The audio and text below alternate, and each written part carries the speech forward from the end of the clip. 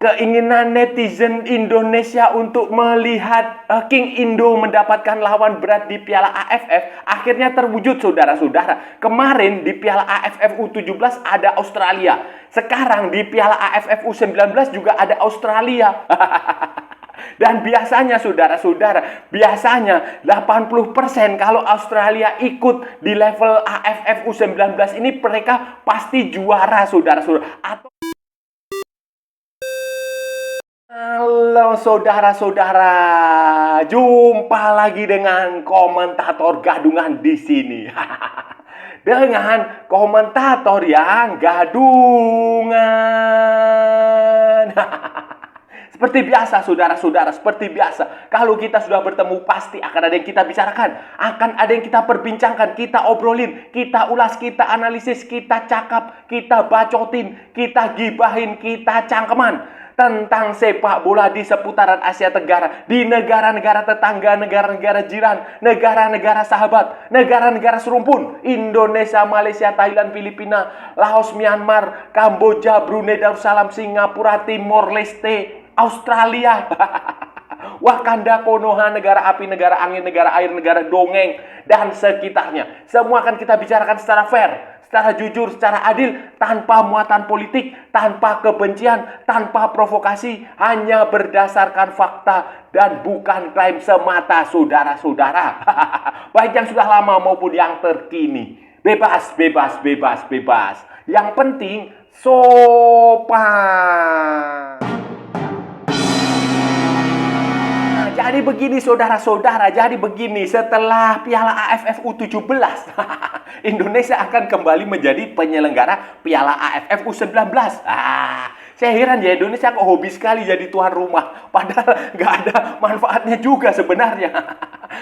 Piala AFF U19 ini akan diselenggarakan di Surabaya, di Stadion Gelora Bung Tomo dan Stadion Tambak Sari, Gelora 10 November, Surabaya, mulai tanggal 17 Juli 2024, saudara-saudara. Dan seperti halnya Piala AFF U17 kemarin, pesertanya adalah 12 tim, saudara-saudara. 12 tim, padahal negara ASEAN cuma 11.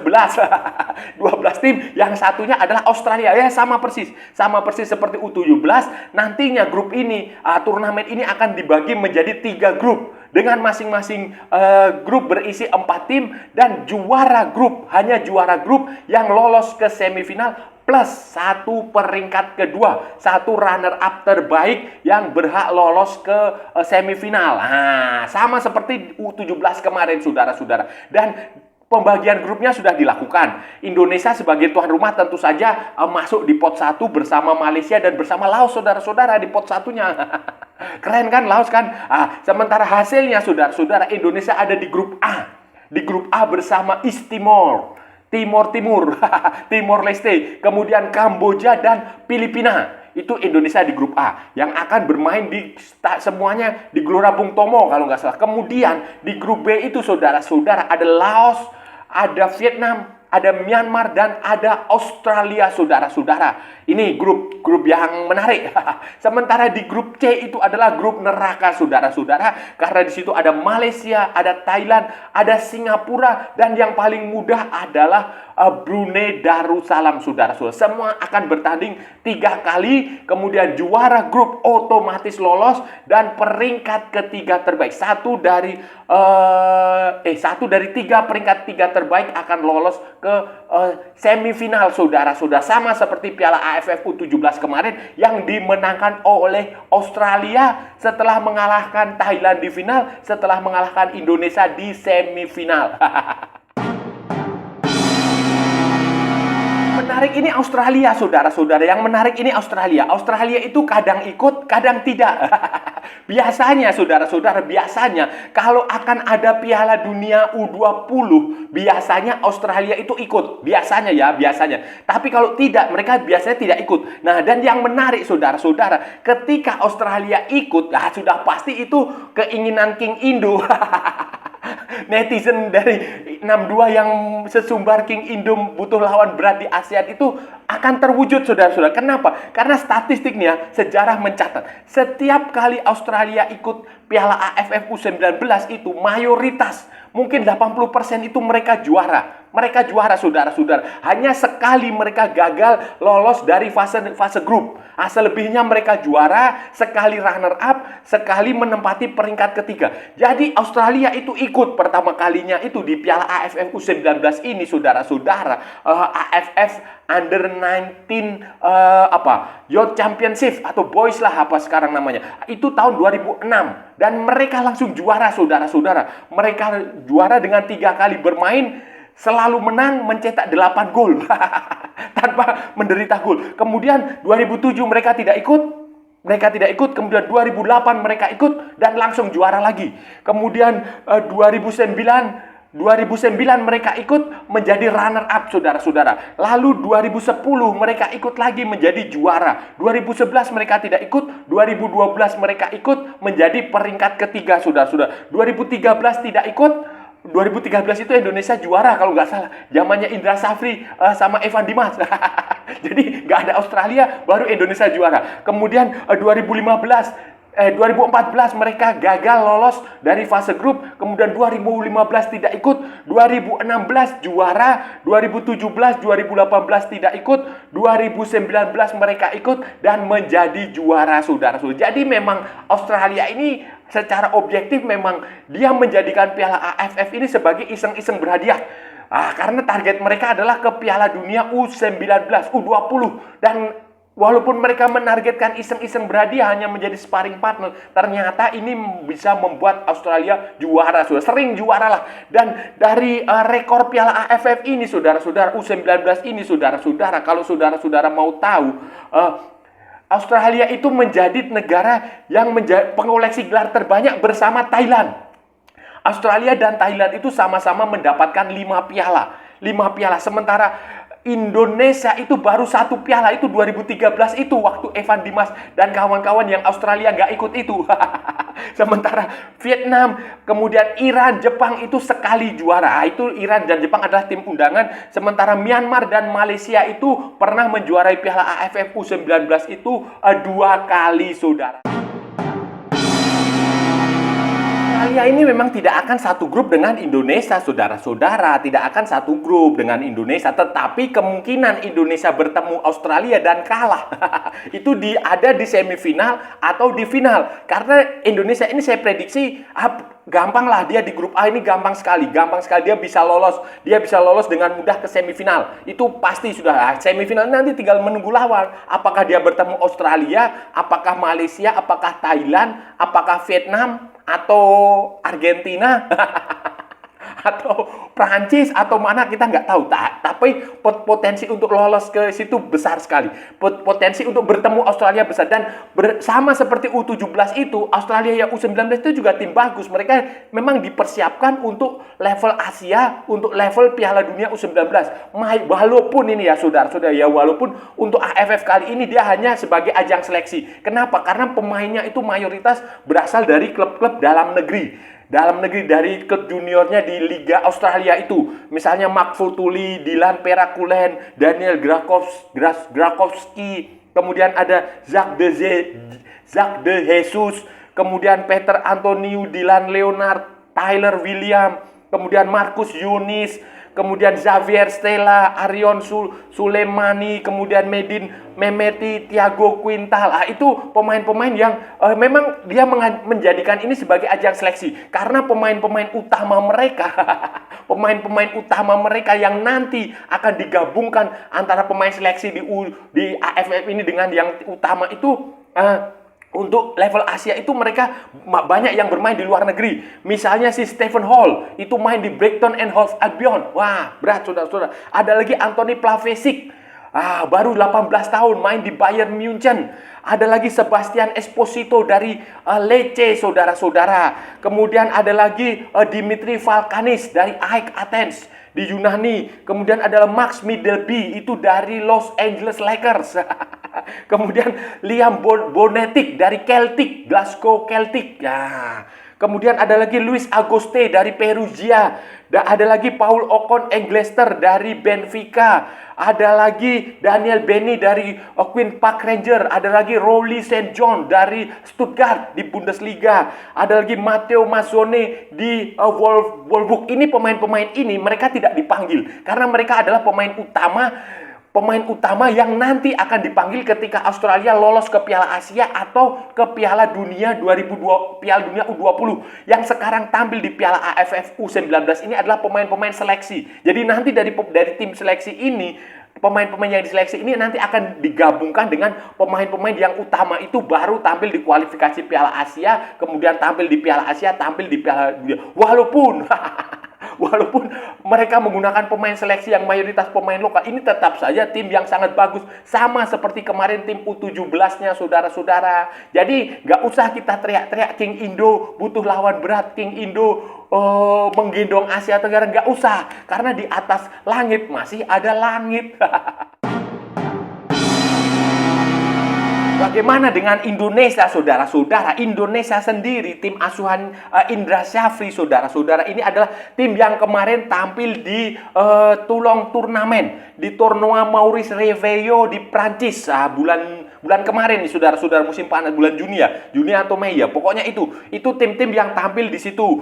Yang waktu itu menjadi bulan-bulanan selama Toulon Turnamen. Ya nggak masalah waktu Toulon Turnamen itu menjadi bulan-bulanan karena memang target utamanya kan bukan di situ. Itu hanya turnamen pemanasan, hanya untuk mencoba beberapa pemain diaspora. Ada 4 atau 5 pemain diaspora yang waktu itu dipanggil. Nah, itu ya pemain-pemain yang akan tampil nanti ya, seperti si Doni Tripamungkas, kemudian Kade Arel, Sultan Zaki, Welber Jardim, kemudian Ikram Al-Ghafari seperti itu kipernya, kemudian Arkan Kakak, Tony Firmansyah, kemudian Nabil Asura, Haji Dabin, ya jebolan U17 kemarin yang waktu ikut Piala Dunia. Kemudian ada pemain keturunan, beberapa pemain diaspora. Tetapi pemain-pemain diaspora itu mungkin hanya ada 3 yang direkomendasikan, tetap 3 atau 4 ya. Tetapi yang sudah resmi menjadi warga negara Indonesia itu hanya Jens Ravens.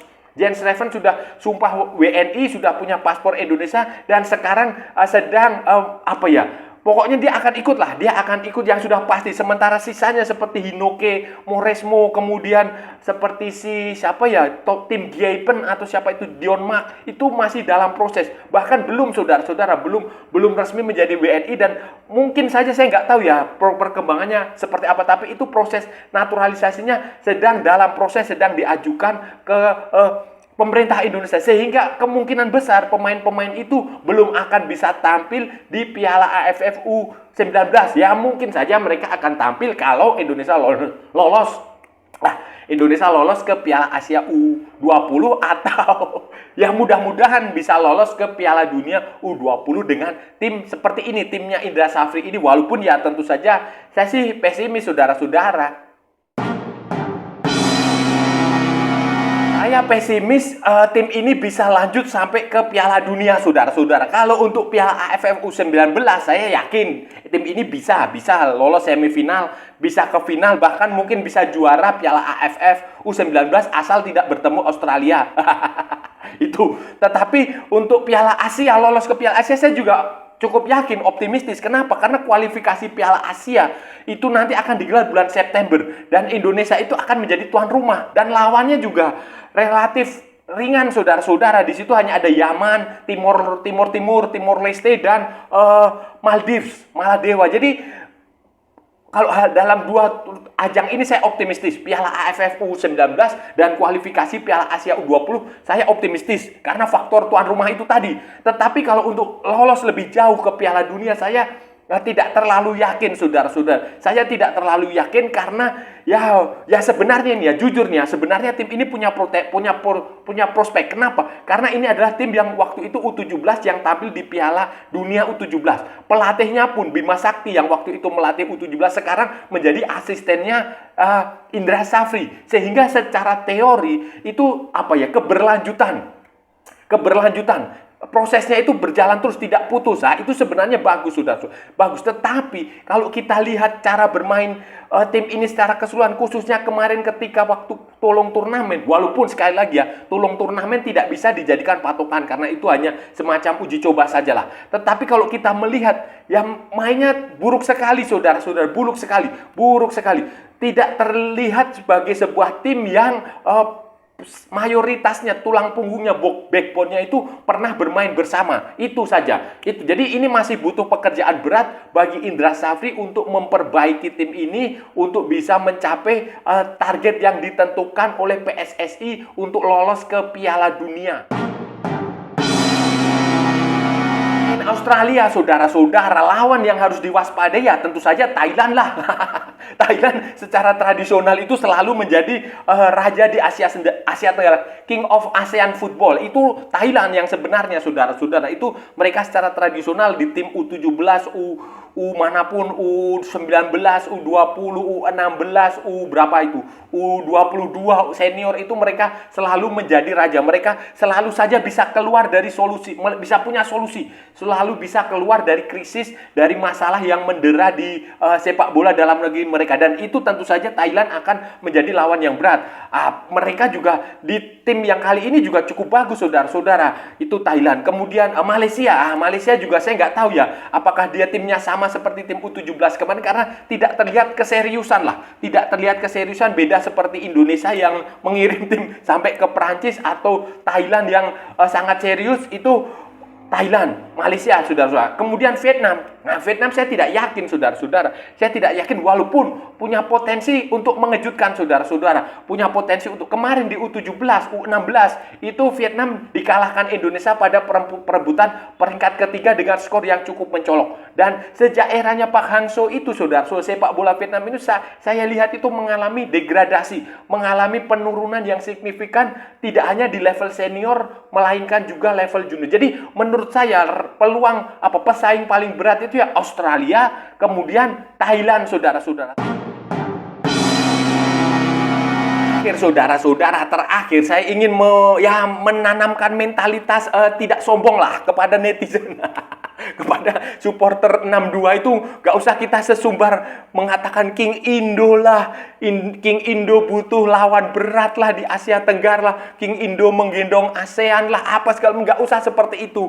Biasa saja, karena tim yang bagus di level senior itu belum tentu juga bagus di level junior. Kalau tim senior kita memang levelnya sekarang sudah Asia, karena kita menjadi satu-satunya wakil dari Asia Tenggara yang tampil di kualifikasi Piala Dunia 2026 zona Asia di putaran 3, putaran Asia lah, putaran besar Asia itu di senior. Tetapi kan itu belum tentu juga terjadi di level junior. Buktinya kemarin U17, U16 juga kita dikalahkan Australia. Walaupun kita bermain bagus, saudara-saudara, kita bermain bagus. Tentu saja jujur, saya mengakui tim hasil racikannya Nova Arianto luar biasa. Tetapi faktanya kan memang di pertandingan kita kalah. Terlepas dari kita main 10 pemain atau Australia bikin selebrasi apa, kan faktanya kita kalah. Kemudian di U19 ini kita juga punya potensi untuk kalah dari Australia, dari Thailand di semifinal atau di final, saudara-saudara. Jadi ini berbeda, dua hal yang berbeda. Kalau di level senior memang kita hebat. Level senior, kemudian level U23 dengan timnya Sintayong itu, dengan pemain-pemain itu,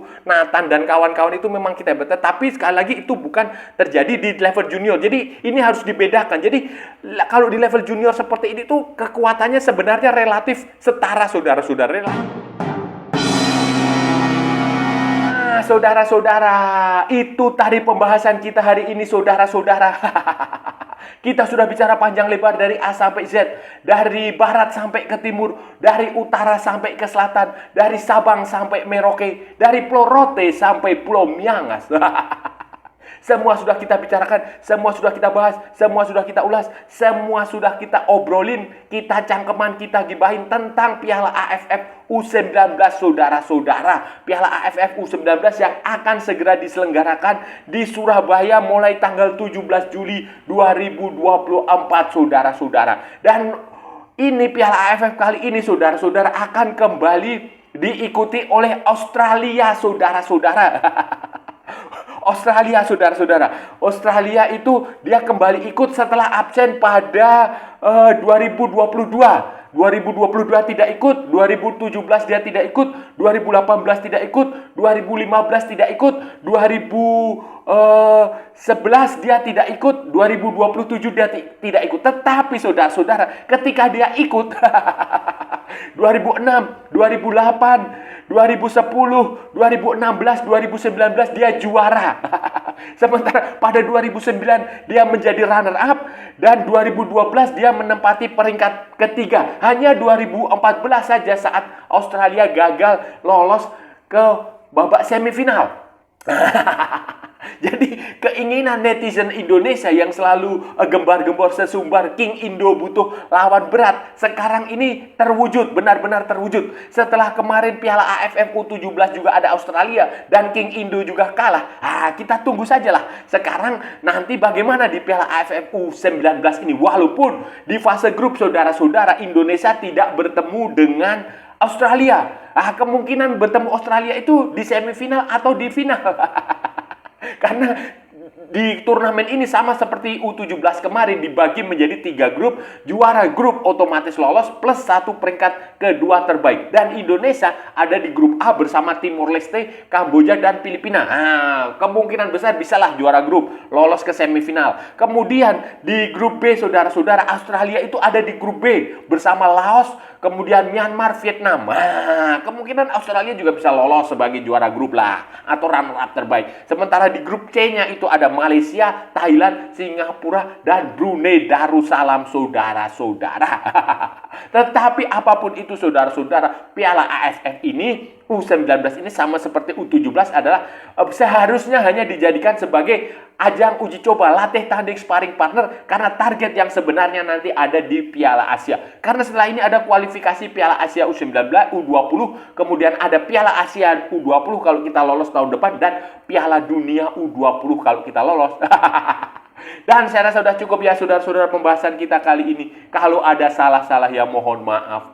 Namanya juga gadungan saudara-saudara. Wajar kalau gadungan itu salah. Tetapi kalau benar saudara-saudara berarti sebuah kebenaran. Kalau saudara-saudara merasa channel ini bermanfaat, berguna, menghibur, menginspirasi, silahkan like, share, and subscribe.